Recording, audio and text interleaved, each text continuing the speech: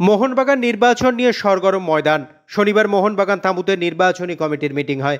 মিটিংয়ের পর নির্বাচনের দায়িত্বে থাকা বিচারপতি অসীম রায় জানান, তারা এখনও নির্বাচনের তারিখ ঠিক করে উঠতে পারেননি। কিছুদিনের মধ্যে আবার মিটিংয়ে বসবেন তারা, সেখানেই ঠিক করবেন নির্বাচন কবে হবে। শনিবার কোনো সিদ্ধান্তেই পৌঁছতে পারেননি তারা। আমরা বলেছিলাম যে আমরা আজকের দিনে মোটামুটি প্রিলিমিনারি ভোট কবে হবে সেই দিনটা বাদ দিয়ে বাকি দিনগুলো আমরা জানাবো সবাইকে। তো এখন আমরা যেহেতু এটা ফুল ফ্লুক ইলেকশন করতে চাইছি, যাতে কোথাও কোনো ত্রুটি না থাকে, ধরুন আমরা বিভিন্ন ব্যাপারে সিকিউরিটি ফিচার্স খুব বেশি মাথা দিচ্ছি, যে সেটা ধরুন নমিনেশন পেপার হোক, ব্যালট পেপার হোক, যাতে কোনো রকম কিছু না হয়, ত্রুটি না থাকে। সেইটা করতে গিয়ে আমাদের মনে হচ্ছে আমাদের আরেকটু গুছিয়ে করা দরকার। সেই কথা ভেবে আমরা আজকে কিছু করছি না, আমরা আবার আগামী 2-1 দিনের মধ্যে বসবো, আপনারা খুব জানতে পারবেন, জানিয়ে দেবো। সেদিনকে আমরা সিদ্ধান্ত নেব যে প্রাথমিকভাবে, এরপরে তারপরে আমরা সবকিছু আপনাদের জানাবো।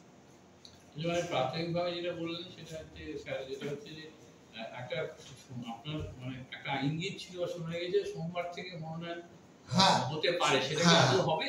না, সেটা তো হচ্ছে না, কারণ আপনাদের বললাম আজকে আবার বসবো, এবং আমি কতগুলো জায়গায় ডিটেল আমাদের জায়গায় আমরা ভেবে আমরা বললাম আমাদের মেইন কনসার্ন হচ্ছে সিকিউরিটি এবং ফ্রি অ্যান্ড ফেয়ার ইলেকশন, যাতে কেউ আঙুল তুলে বলতে না পারে যে এখানে কোনো রকম কেউ। আমাদের সেইটা ভেবে আমরা চিন্তা করছি, আমরা সবাই মিলে আলোচনা করেছি। আগামী সপ্তাহে আমরা আশা করছি আপনাদের নির্দিষ্টভাবে, তাও এখন পরিষ্কার বলছে টেন্টেটিভলি আশা করছি যে আমরা হয়তো কিছু ক্লু আপনাদের দিতে পারবো বা কিছু জানাতে পারবো। তাহলে স্যার আপনি যে এই যে সোমবার থেকে ওটা পিছিয়ে গেল, আমরা ওই দিকের ডেটগুলো তো তাহলে পিছিয়ে গেল, আপনি না, সোমবার থেকে তো আমরা ডেট করিনি, আমরা বলেছিলাম যে আমরা ভাবছি করব। যদি ন্যাচারালি যদি হয় তাহলে আমাকে তো একটা প্যারিটি মেইনটেইন করতে হবে আগের দুটো ইলেকশনে। সেখানে দেখুন, আপনি ধরুন রিপ্রেজেন্টেশন অফ পিপলস অ্যাক্ট যদি দেখেন, তাহলে ওখানেও যেটা আমাদের একদম ল অফ দ্য ল্যান্ড, যেখানে বলা আছে নির্বাচন কি করে করতে হয়, সেটা ধরুন আমার যতটুকু আমাকে গুছিয়ে সেটা করতে হবে যে এই টাইমটা দিতে হবে উইথড্রয়ালের, এই টাইমটা দিতে হবে নমিনেশন জমা দেওয়ার, ইত্যাদি ব্যাপারগুলো। তারপরে যেই নমিনেশনটা উইথড্রয়াল হয়ে গেল তখনই প্রশ্ন উঠবে যে ভোটের, তখন আমাদের ব্যালট ইত্যাদি থেকে সেইগুলো। আদৌ যদি নির্বাচনের দরকার হয় তবে নির্বাচনের দিন আসবে, না আর তার আসবে না। সবটাই যা পরিকল্পনা ছিল ডেটগুলো চেঞ্জ হয়ে স্যার বলছি যে আপনাদের অনেকদিন লম্বা সময় আপনারা দিলেন সদস্যদের রিনিউ করার, এবং তারপরেও দেখা যাচ্ছে এটা ইউ আর টেকিং টাইম আর কি, এটার কারণটা কি? কারণটা প্রথম কথা দেখুন, যখন সদস্যদের রিনিউ করার সুযোগ দেওয়া হয়েছিল তখন আমি ভেবেছিলাম যে যাতে বেশি সংখ্যক মানুষ এসে মেম্বার এসে ঠিক করতে পারে আগামী দিনতে ক্লাব কারা চালাবে, ঠিক আছে? তো সেইটা করতে গিয়ে টাইম দিয়েছিলাম। তার সাথে এই ডিলের কোনো সম্পর্ক নেই। তখন তো আমরা জানতাম না কত ভোটার হবে, এখন হট করে 3000 ভোটার বেড়ে গেছে, আমাদের দায়িত্ব বেড়ে গেছে।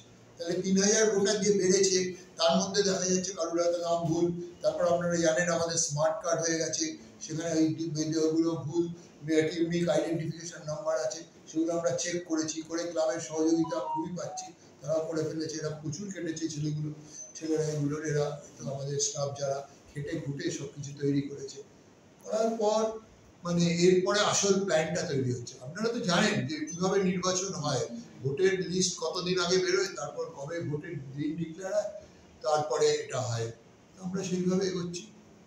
এটা একটু টাইম লাগছে, কিছু করার নেই, ইলেকশনটা যাতে সুষ্ঠুভাবে ভালোভাবে হয় সেই চেষ্টা করছি।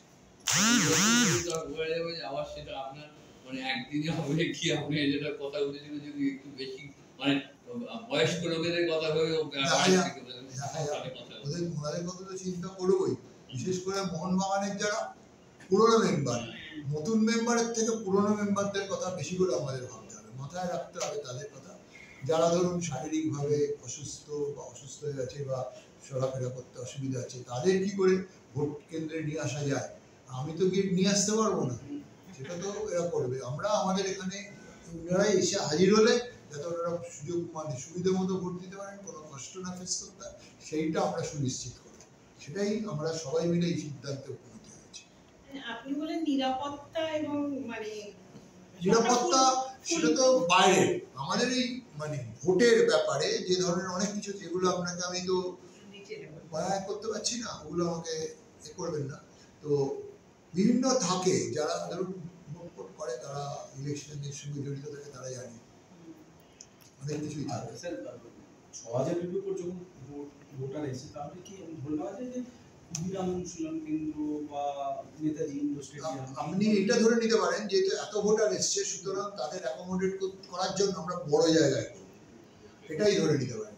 কিন্তু নির্দিষ্টভাবে আমরা বিভিন্ন জায়গার কথা ভাবছি, কিন্তু সেটা ক্লাবের প্রেমিসেসটা হতেও পারে এটা আপনাকে আমি ফাইনালি কিছু বলতে পারছি না, কারণ এটা ডিপেন্ড করছে আমরা কিভাবে ব্যাপারটা নিয়ে এগোবো। আমাকে তারপরে এবার আমাদের মাথায় ঘামাতে হবে যে মুহূর্তে যেটা উনি বলছিলেন যেদিনকে নমিনেশন ফাইনাল হয়ে যাবে, উইথড্রল হয়ে যাবে, তারপরে আমরা বিশেষ যে ভোটার তো আসতে হবে, তাদের লাইন হবে, তো আপনাকে ভাবতে হবে যে আমি কতক্ষণ ভোটের টাইম দেবো। এত বড় একটা ব্যালট, আপনারা নিজেরাই বিধানসভা লোকসভায় ভোট দেন, একটা দাগ দিতেই কতক্ষণ টাইম লাগে। এবার 22 জনকে সিলেক্ট করতে হবে, 44 জনের নাম, খুবই কঠিন কাজ, সময় সাপেক্ষ ব্যাপার। তারপরে করতে এবার আমি এতক্ষণ টাইম পাবো, তার মধ্যে আমাকে কাভার করতে হবে, ভোট দিতে পারে। আচ্ছা, আপনাদের নিয়ম অনুযায়ী যে সংশোধনী যে তালিকা প্রকাশ, সে মানে স্ক্রুটিনি বা সবকিছু হয়ে যাওয়ার পরে, তো তার কতদিনের মধ্যে ভোট করতে হয়? তার কোনো কোথাও বলা নেই। যেমন দেখুন, সেটা আপনার রিপ্রেজেন্টেশন অফ পিপলস অ্যাক্টেও বলা নেই, সেরকম কোনো ম্যান্ডেট নেই। আমরা যেখানে যেখানে আমরা দেখবো ঘাটতি আছে, সেখানে আমরা পিপলস রিপ্রেজেন্টেশন অফ পিপলস অ্যাক্টে যা বলা আছে সেটাকেই ফলো করার চেষ্টা